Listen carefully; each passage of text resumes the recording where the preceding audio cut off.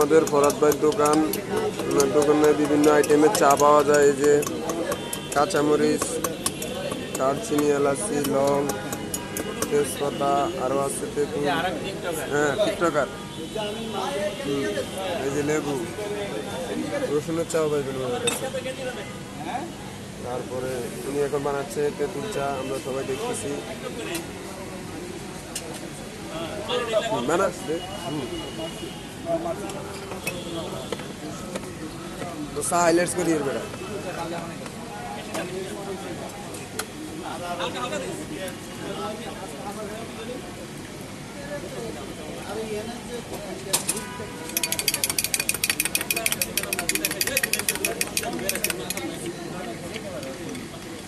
তৈরি হয়ে গেছে তেঁতুল চা।